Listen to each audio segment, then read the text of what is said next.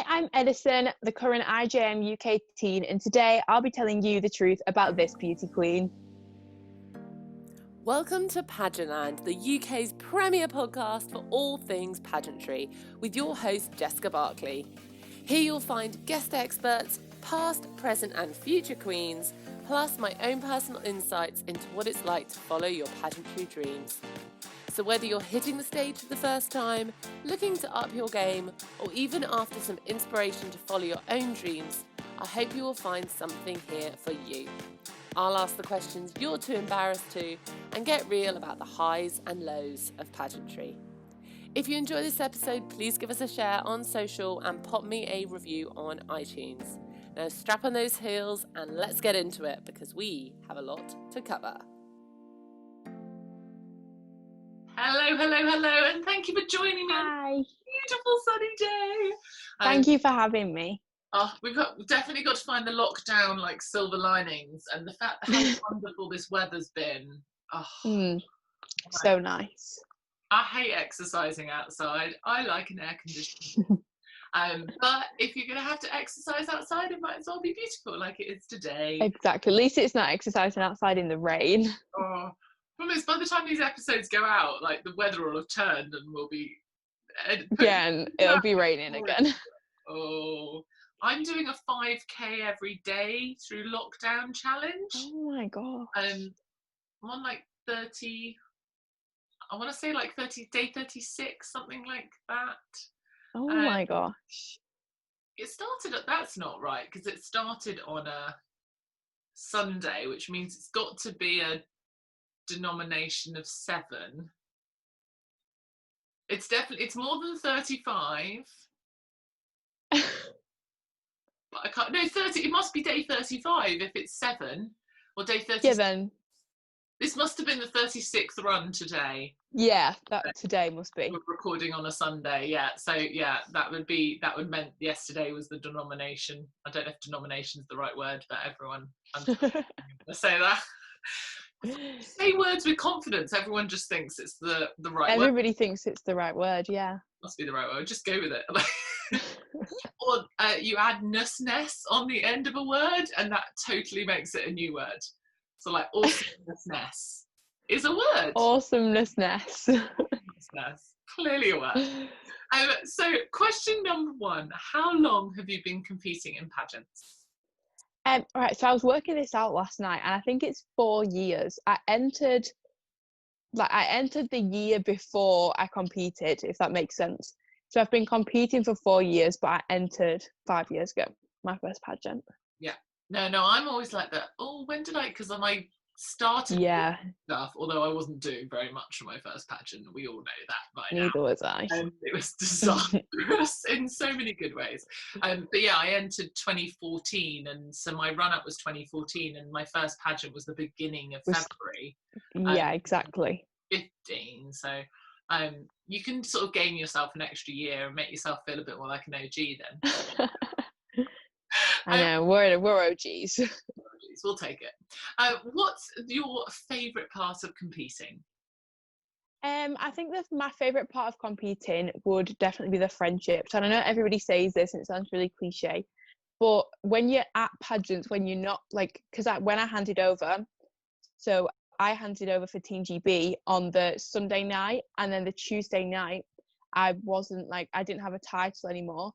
And if I hadn't made all those friendships, then I feel like I would have been sat by myself. And do you know what I mean? So I was so fortunate to have those friendships for the next day. And so I'd say the friendships.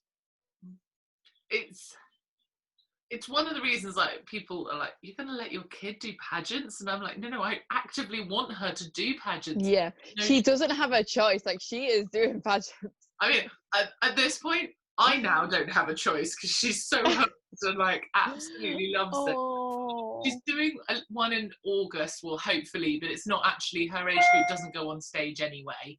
So we don't know, she won't get to do unless she wins, she doesn't get to go on stage.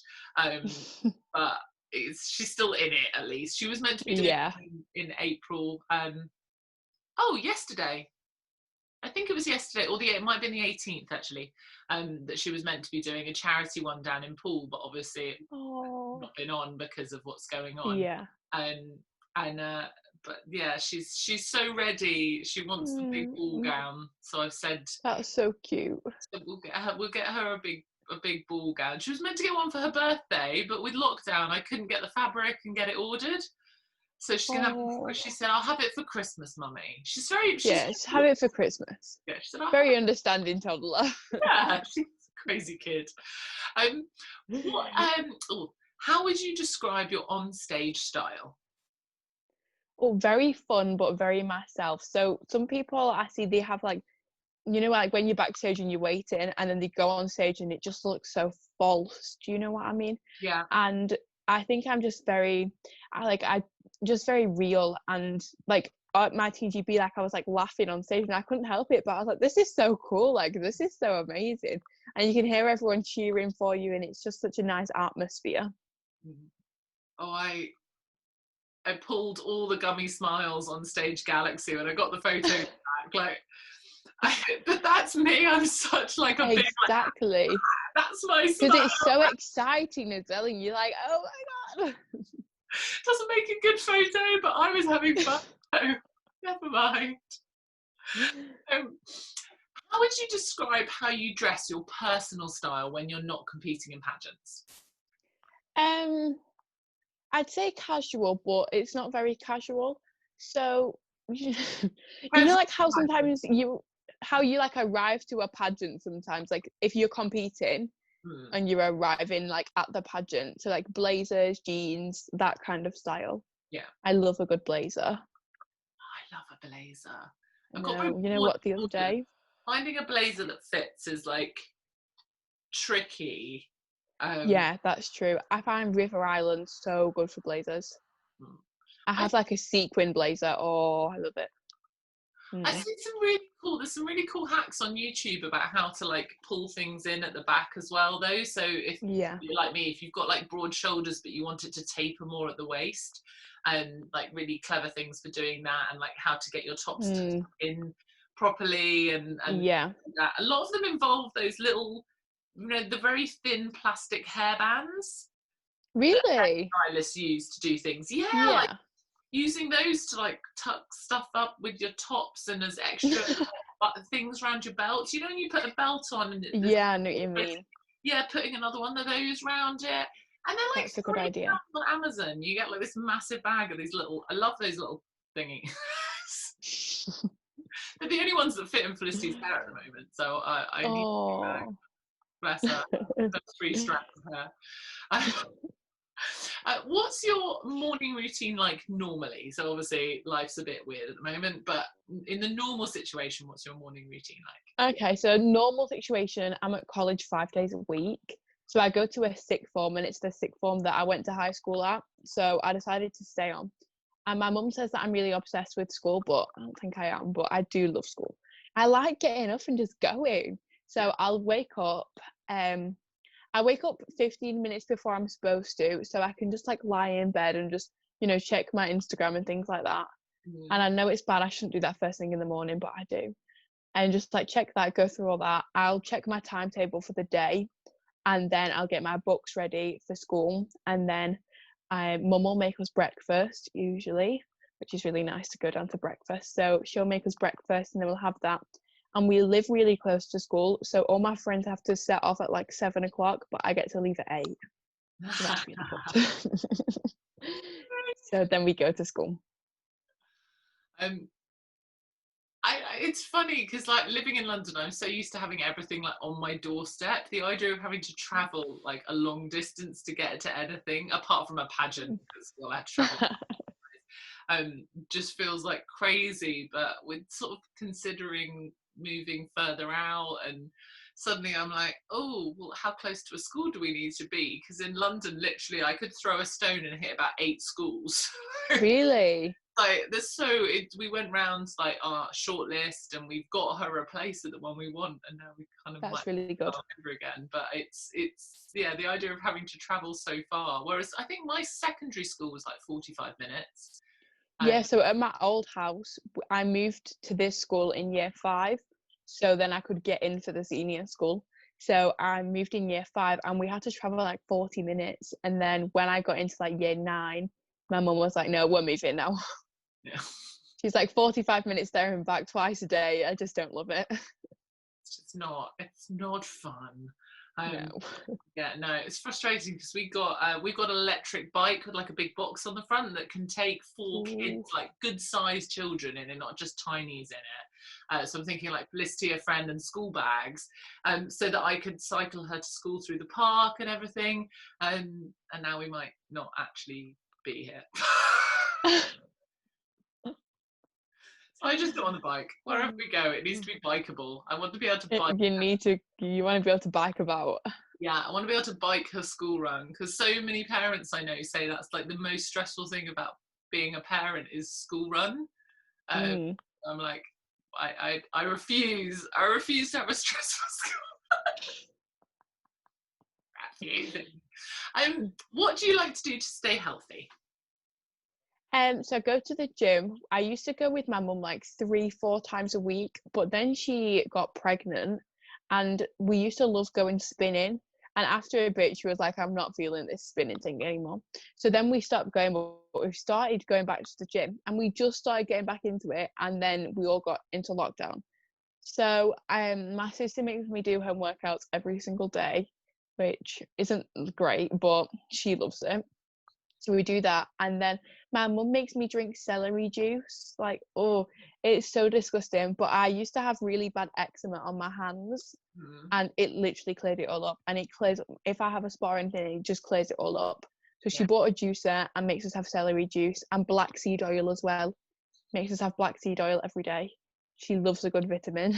Maybe try apple cider vinegar shots. Is meant to have Yeah. a effect on eczema. Sounds less hideous than. I know, it's actually not bad, you know. Once you've like on the 3rd day of drinking it, then it's not that bad. Celery is probably one of the few foods that I just can't handle. Like, I don't mind it chopped up, cooked in things, but yeah, with celery in a juice, it doesn't matter what else you put in that juice. All I will taste is celery. I can't keep it down. I know, I don't love it, but it is really good for you, and it like clears all of your body out, the toxins. It is good, but just don't love it. No, it's finding, like, there's things that I would do, like, I don't love the taste of apple cider vinegar in the morning, but I can tolerate it for the benefits you get from it. Yeah, exactly. And it's finding the things that you can, in the same way as there's certain, like, people say, oh, I couldn't live without a certain type of junk food, and I'm like, well, is there a homemade equivalent that you could like swap? Exactly, yeah. Like, could you reduce it down to just once a month instead of every other day? Like find a way to make it better. I found an apple cider vinegar. It's apple cider vinegar with turmeric and cinnamon, so it's like super powered apple cider vinegar. Yeah. My mum gets them in like little shots from where's it from? Marks and Spencer's. They sell them in like the little shot bottle sizes, and she'll come home one day with like 50 of these like cider vinegars in these little shots, and she gets so many. They like do loads of different ones. Yeah, but they're really good to just pick up. I love stuff like that. And it's funny because we've recently gone vegan, and there's so many recipes that call for apple cider vinegar. Like, even a cake. I made a cake the other day, and it was meant to be red velvet, but I had no red colouring, and I wanted to put chocolate powder in it, so I put more chocolate powder in it, which apparently stops it being red velvet. It still weirdly tasted a bit like red velvet, but I don't know what was in it that made it taste like red velvet. That made it taste like it, yeah. I'm like, it was one of the tastiest cupcakes I've ever made, but I'm making cakes later today. So me and Ellie Corcoran she's making me do a bake-off with her. So we're doing it for charity and making 26. Have you seen that 2.6? Yeah. So that, we're doing 26 cupcakes. But my mum just texted me, and she works she owns a private like referral place for the children with mental health issues. So she just texted me and said, like, can I make a cake for over there as well? And I was like, really? Like, this is a lot of cakes now, Mum. Well, if you want to make any of them vegan, I've been testing all these vegan like cake The recipes vegan ones. and biscuits and stuff like that, and I think they're the best baking I've done. Really? I thought it'd be I really might try it, today. so the cake one was like soya milk and oil. There wasn't even like an egg replacement. Like I bought a pot of powdered egg replacement to use, and I didn't have to use it. It was so simple. It was all in one bowl. It was one whisk, whereas my usual like egg normal baking was like 3 bowls, and I separate eggs and stuff, and I didn't have to do any of that. It was like the easiest cake recipe I've done, and it was by far the tastiest thing I've ever baked. I love soy milk. We drink soy milk at home. I just think it's so much better for you as well. And the environment, so much better for the planet. Exactly. I know everyone's like, oh yeah, it's soya, but actually the bit of soya that's detrimental for the planet is the soya that's grown to feed the cattle, not the soya that's been turned into soya milk. The majority, it's exactly. Like 90, I want to say like 90 or even 99% of soya grown is fed to cattle. Oh. People stop blaming the mass soya industry on the vegans, please, because it's actually the meat eaters' fault. It's the meat eaters' fault. Blame them, tutors. What's the biggest lesson you've learned from pageantry? To be myself. So I used to, the first year that I competed, I started like stalking all of the girls on Instagram and being like, oh, like they've raised this much money, or they've done these amount of appearances, and getting really worked up about it. But I was like, you know what, I just need to be myself, and like what I've raised is still going towards the charity and still helping.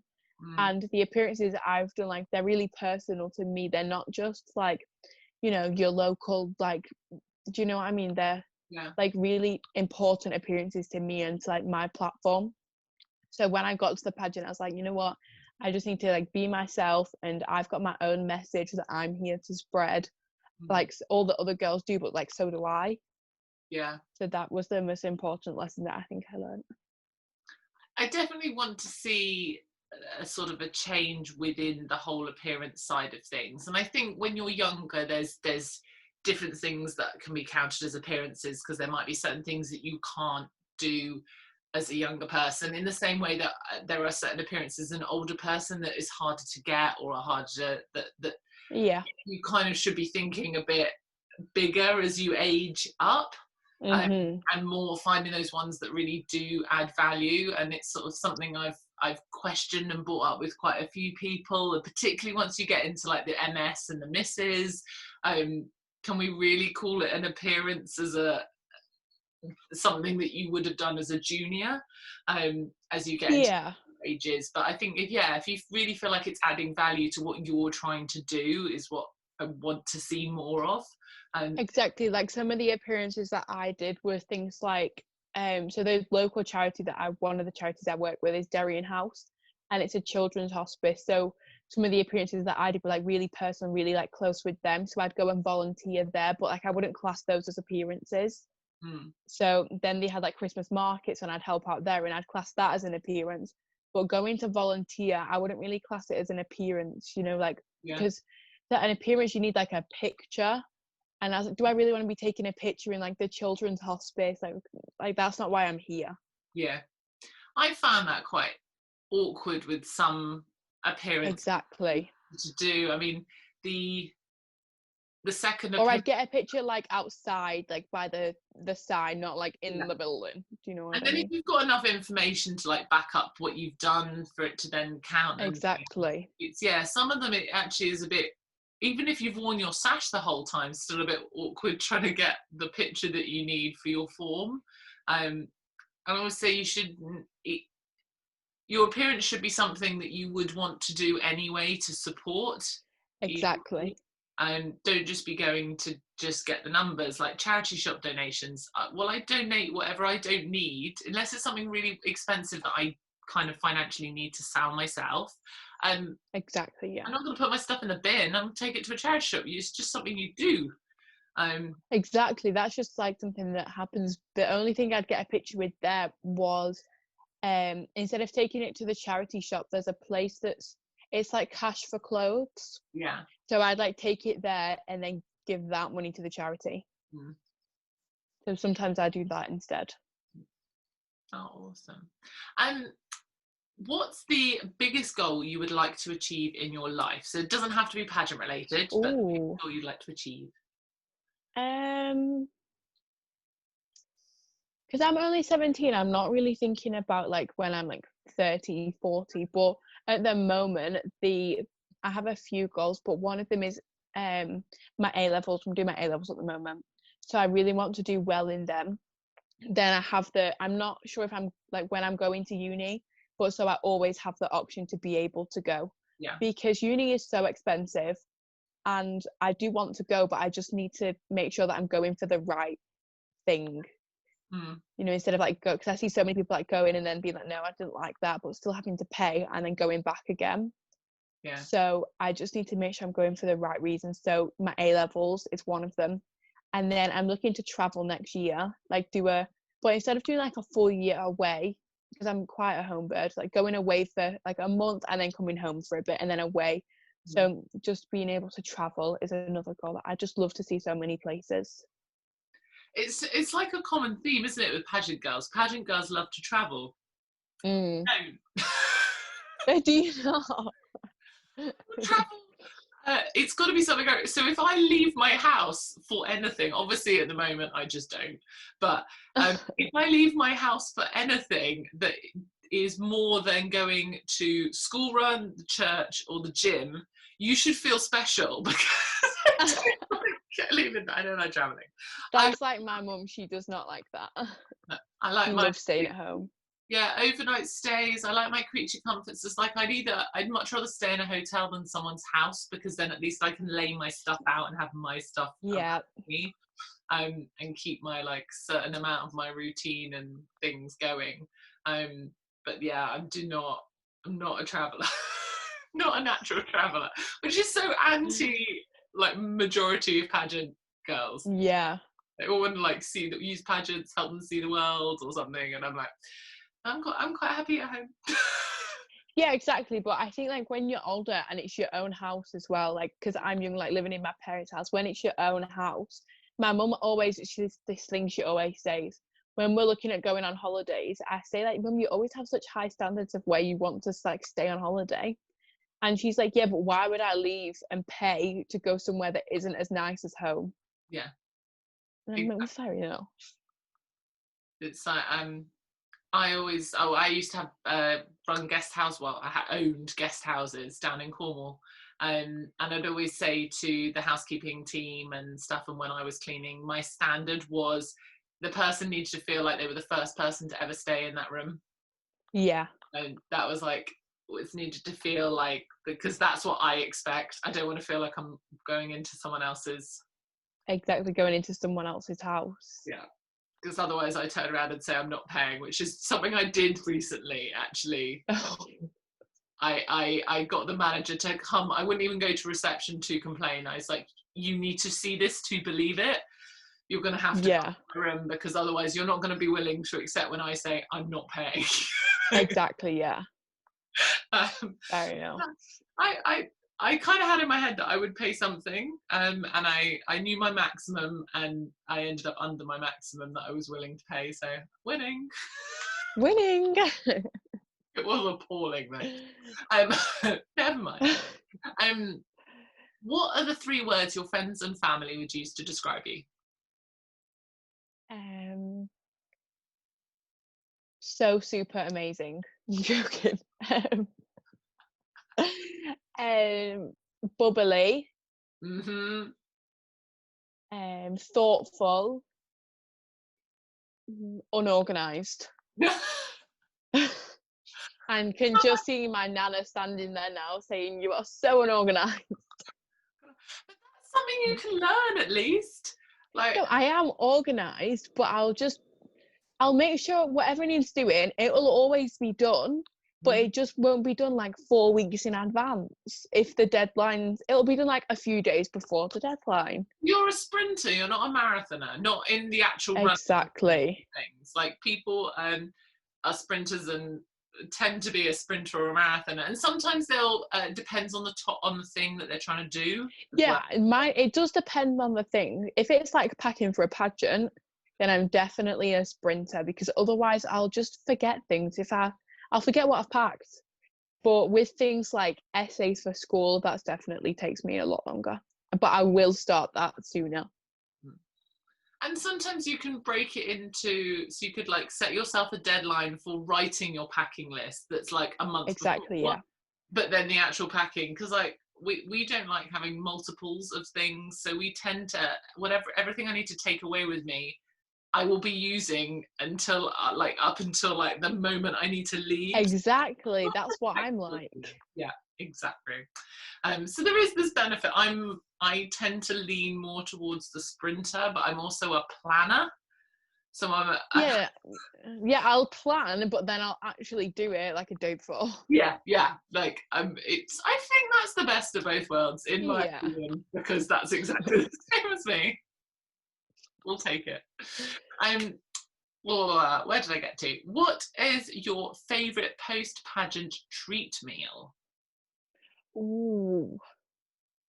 So I think it's probably Pizza Hut, because after like most pageants, if you go to like McDonald's or something, everybody wants different, and you're trying to order it like on your Uber Eats app, and everybody has their own like specific meal. So people will be like, like no cheese and no this, and I'm like, just order. Yeah. So I think it'd probably be Pizza Hut, because it's so much easier. Just like get like 5 different pizzas and just help yourself. Big sharing. I wish I knew who it was on the last night of Galaxy, and I took a photo. I don't know if I've kept it.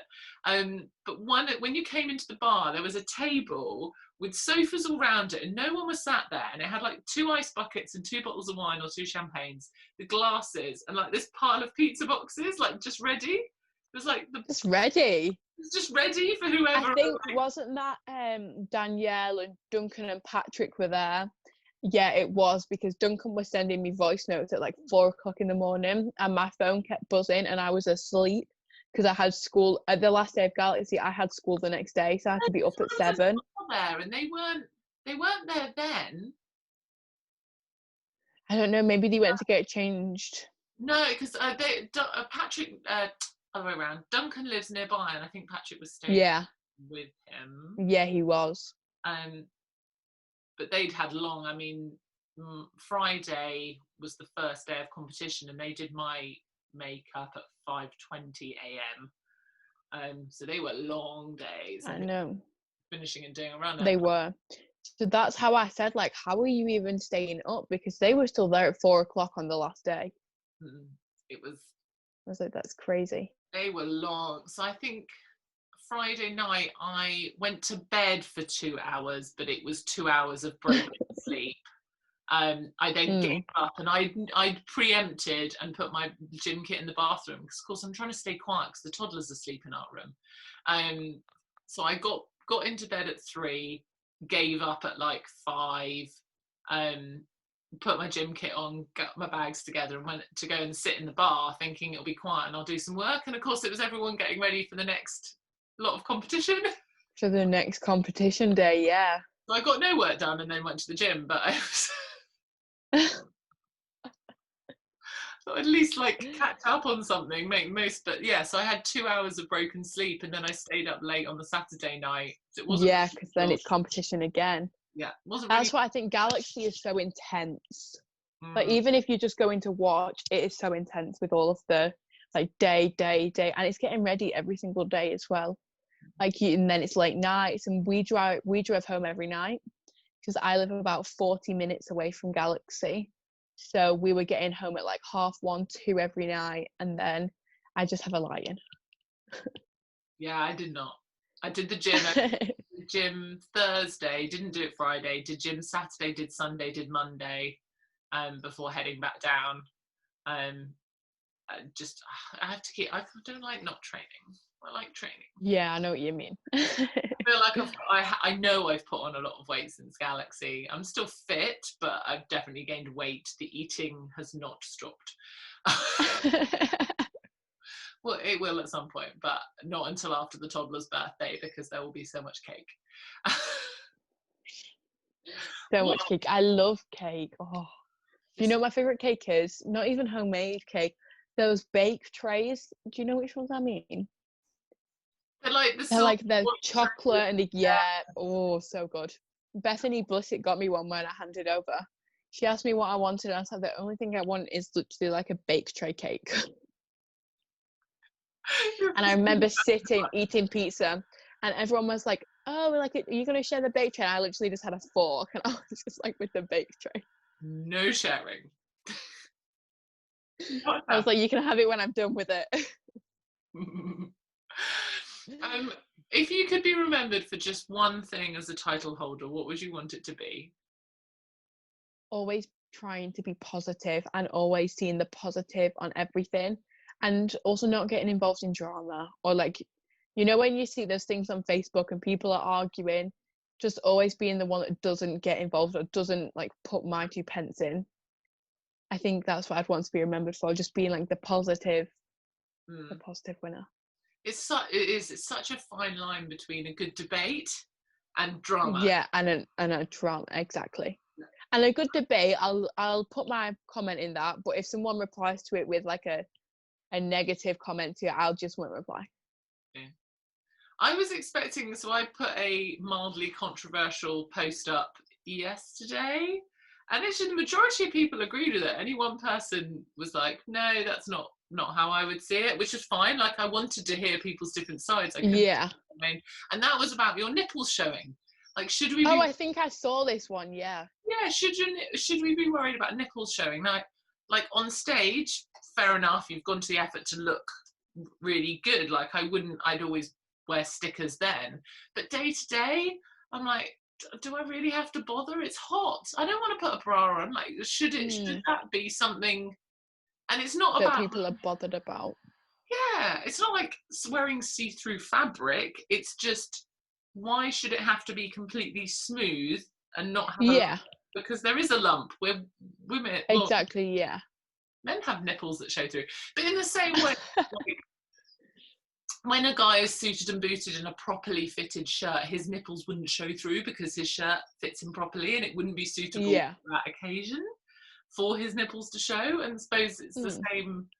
If it wouldn't be acceptable for his nipples to show through in that situation, then probably exactly would apply. But I just because I've been getting I think it depends on the situation as well. But yeah, I've just been getting all my summer clothes out and things and being like, oh yeah, I love this top, and then going, oh, do I even own a bra that fits under this? And I'm like, well, doesn't matter at the moment. Does it matter? Yeah, it doesn't matter. And then I was like, well, should it matter? Should it matter after lockdown? Like, if this lifts before the end of the summer, do I need to worry about it then? Like, and I was like, right, good debate on Facebook, but everyone was like, no, just do what you want. And I was like, okay, apparently it's not a worry for anyone else. If you could change one thing about the pageant industry in the UK, what would it be? Well, this is a good question. I know with pageants, it's like everyone supports each other. However, I went to a pageant when I was the title holder for Miss Teen Great Britain. I went to a pageant and I wasn't allowed in because I had one of Holly's System's crowns and sashes on. So like they said like you can come in, but we're not accepting like that title in here. So, and I texted Holly about it and I said like, this is my system, like this is the system I represent, and I don't want to pay money to come into your pageant if you're not accepting like the system that I represent. Yeah. Do you know what I mean? So I just like text Holly. Pardon? They were letting other systems in, but not because it was a... Yes, so they said that it was because it was, at first they tried saying that it was because it was a crown and sash. So I said like, I'm happy to take my crown and sash off because, you know, some pageants you're not allowed them. Like, I think it's the Miss England heats or Great Britain, something like that. You're not allowed them. So I was like, okay, I don't mind taking it off. And then the director turned around and he said, oh, because especially if it's one of Holly's pageants, like we're not having that in here. So I was like, oh, well, I'm like, thank you so much, but I'm okay then. And I was with a few other girls. I think I was with Heidi at the time, who competed in Team GB. And we like went and sat in the bar and we had such a good catch up. And like my nana was there and her mum was there. And we literally just spent the time like eating food and having a good catch up, which was a lovely evening, but it was just like a shame that that happened. So I think it'd just be support everybody. Like you don't, do you know what I mean? Like no matter what has happened in the past, like you shouldn't try and make girls feel uncomfortable for, you know, representing a system. That shouldn't be that's fairly not the same story, but similar to what one of the other girls said, is that rivalry between systems. It's not, because it's that's finding the right system, the system that's right for you. Exactly. It shouldn't be a competition to like who can get the most entries or who's the better pageant.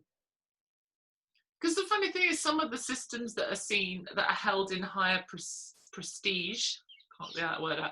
Some of the systems that are held in higher prestige have lower applications because people see them as being like they need to go and do some of the smaller pageants first before they can Exactly. I didn't realise that Galaxy was one of the bigger systems. It was the only system I found that I was the right age category. Well, no, it was the first system I found that I was the right age to be a miss for. So I just applied. I didn't look at any others, and then it happened to click with me on so many. Be a big one. But it's I didn't, and everyone's like, "Oh, doing Galaxy is your first one. That's quite a big one." And I was like, "Oh, is it?" I didn't know at the time. Like, really? I didn't know it was a big one at the time. And I'll just do, I mean, I've said it so many times, I would just keep doing Galaxy until I win. But I've had to change now, because I always said there's no others I want to do. And now there are a few I'd want to do like once. There are some systems that I want to support, or they've got an amazing, they run an amazing event. So I would just love to be part of their event or walk on their stage at some point. Yeah, I know what you mean. So it's, there's a couple that have gone on the I'll do once list, but Galaxy's the one I'll keep doing. You'll keep doing. That's the one. That's the title I really want at the moment. If you how would you like to make the world a better place? So it's like how I said before, with everybody supporting each other. That's kind of where this stems from. But I had a campaign about mental health, and not just in adults but in teens as well, because teens are going through so many changes like as a teenager, and it's crazy to think that how much I've changed from even 6 months ago to now. Like I've changed so much. So I think sometimes that gets like the better of people, and you know, people I don't know, but sometimes social media as well can be a very negative place.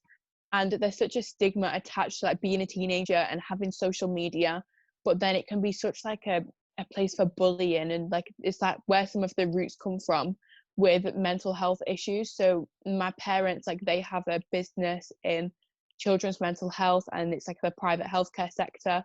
So I think that's where my passion for this really stems from. But just mental health in teens is something that I'm really, you know, active and passionate about. It's so nice now that it's recognised so much more. Exactly, yeah.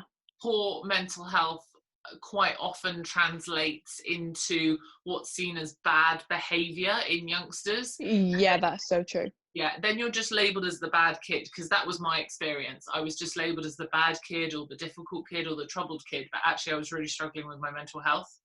And everyone stepped forward and went, "Are you okay?" Whereas now I think at least someone would.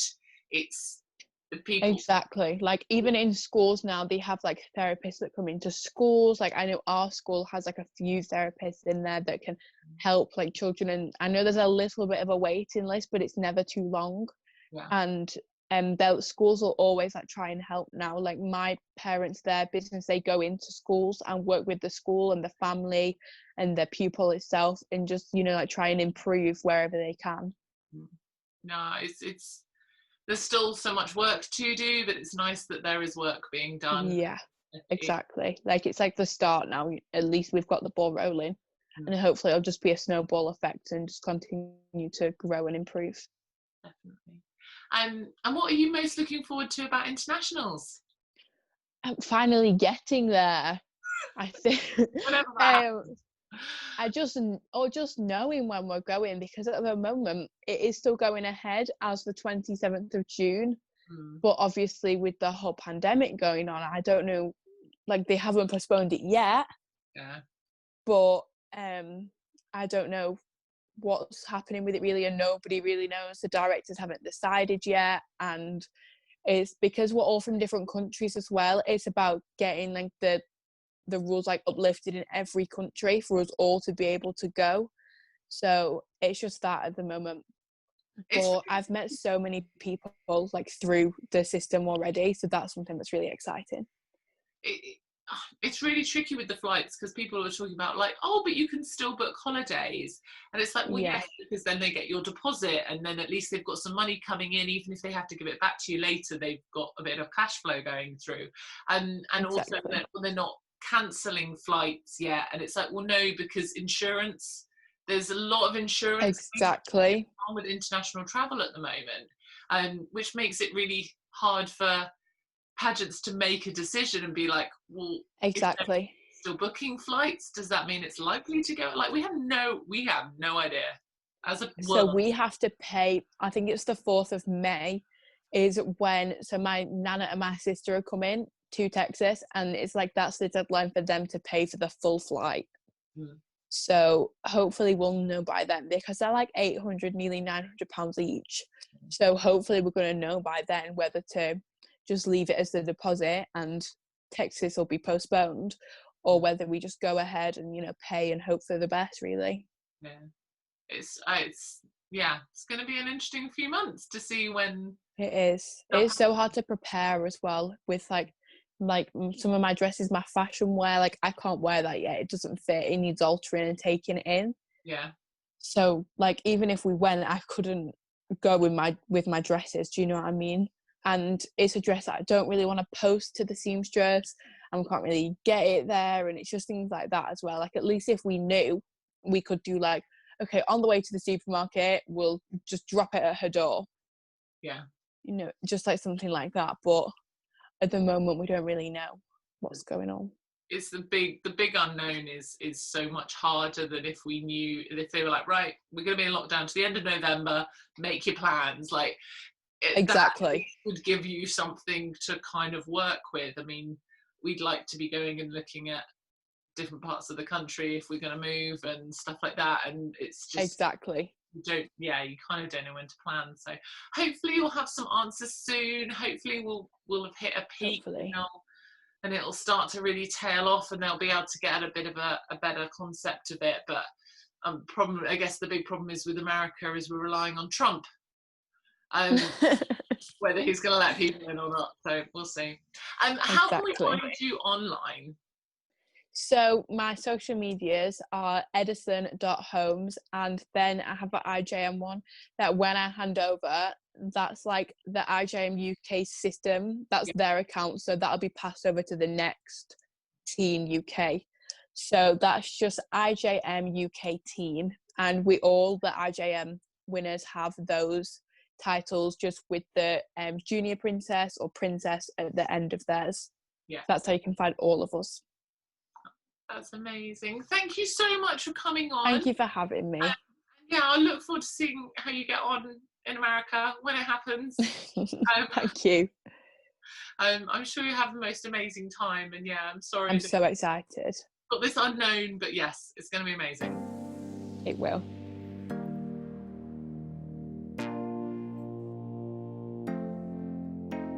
Thank you for joining me today. I value and appreciate your time so much. It's wonderful you've given some of it to this episode. Please rock on over to our Facebook or Instagram and share your thoughts. And I would love you to give this episode a share while you're there.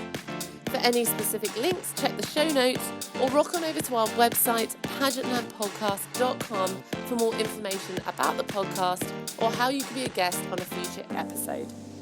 Have an amazing day, and remember, you sparkle your brightest when you're being yourself. See you soon.